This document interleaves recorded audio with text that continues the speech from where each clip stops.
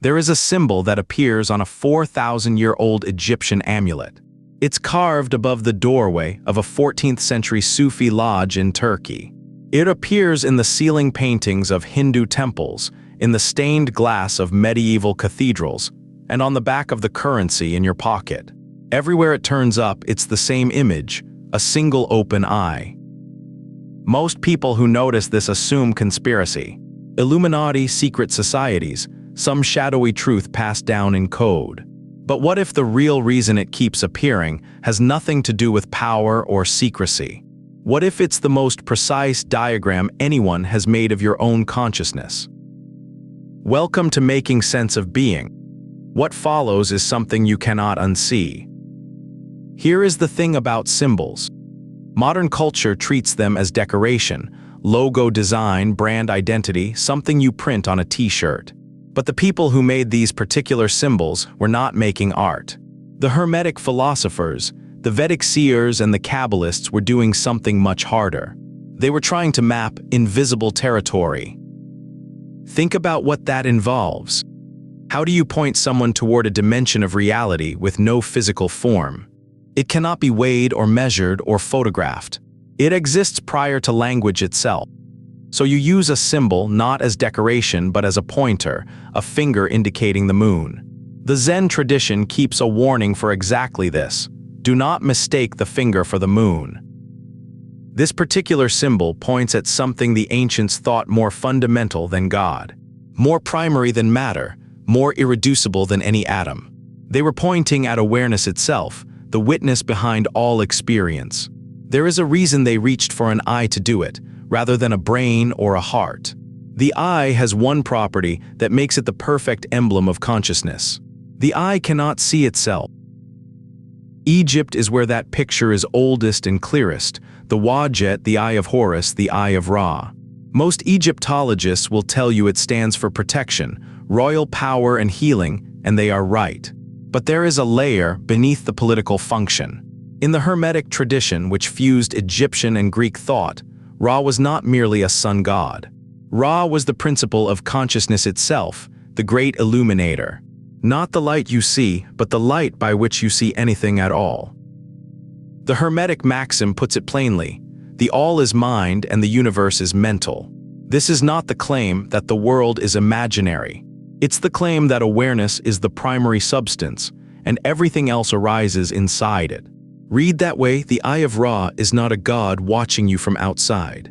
It's the principle of witnessing itself, always already present, always already seeing. And it can never become the object of its own gaze. Travel east across several millennia, and the same idea arrives with even more precision. In Advaita Vedanta, the non-dual school associated with Adi Shankaracharya, there is a term for it. Sakshi, the witness. It names the background awareness behind every experience. The one who sees thoughts without being the thoughts. The one who observes emotion without being the emotion, equally present in waking, in dreaming, and in dreamless sleep. The Mandukya Upanishad is 12 verses long, one of the most compressed texts in world philosophy. It describes consciousness as having 4 states. There is waking, there is dreaming, there is deep sleep, and behind all 3 sits a 4th called turiya, their silent witness. Turiya is not another experience you can go and have. It's the one having every experience you have ever had. The eye appears throughout Vedic iconography in exactly this register. Never as a deity looking down at you, but as the principle of seeing that you already are. The third eye, the Agnya, was never about psychic power. It's about the gaze that turns around and recognizes itself. The Kabbalists arrived somewhere similar, and named it in a way that says almost nothing on purpose. The highest aspect of the divine is called Ein Sof, literally without end, the limitless. It precedes even the first emanation of light. It cannot be described or grasped or prayed to in any conventional sense, because it's the bare capacity of awareness prior to all form. The name itself is built on a word for nothingness, and Hebrew hands the tradition a coincidence it used fully. The word for I and the word for nothing sound identical, though they are spelled with different letters and are genuinely 2 words. I and nothing, witness and void, separated by a single character. The Kabbalists were not confused about the spelling. They were pointing at the same paradox the Vedantins pointed at. Witnessing awareness is not a thing at all. It has no location, no form, no content of its own. It's pure and empty seeing. Here the story takes an unexpected turn because this stopped being only a mystical question. The hard problem of consciousness, a phrase the philosopher David Chalmers coined in 1995, is now considered by many scientists the most intractable problem in science. Not dark matter, not the origin of the universe. Why is there any subjective experience at all? You can map every neuron and trace every synapse. You can build a perfect functional model of a brain. And you still have not explained why being you feels like anything at all right now. The redness of red, the felt sense of hearing, the plain irreducible fact that experience is happening to someone. A handful of philosophers and physicists, Bernardo Kastrup and the late David Bohm among them, have argued that consciousness may not be a product of matter. Matter may instead be a particular structure appearing within consciousness. That is a minority position and it's genuinely contested, so hold it lightly. But it sits startlingly close to what the Hermetic writers and the Vedantins were saying.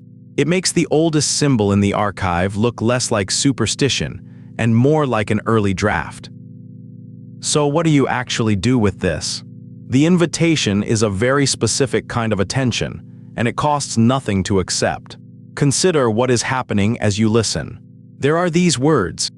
There is thought, perhaps, and the sense of a body and some quality of light in the room around you.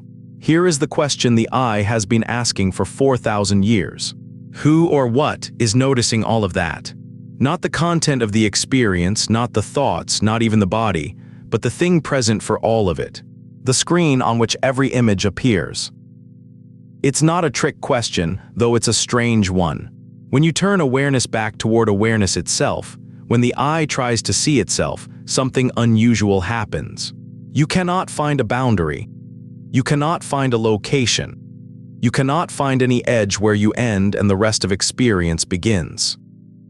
Ramana Maharshi made this the whole of his teaching, asking who am I? Not as a philosophical puzzle, but as a direct investigation anyone could run. Those who followed it seriously did not come back with a concept. They came back with a recognition.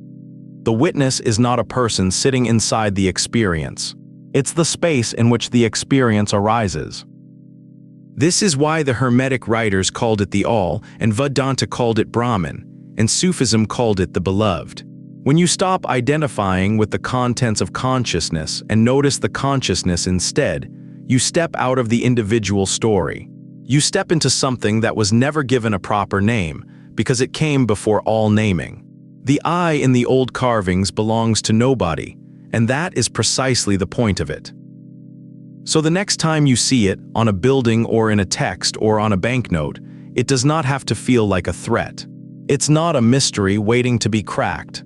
It may simply be the oldest conversation human beings have had with themselves. The question was never who is watching you. The question is what the watching is, and what has been here all along.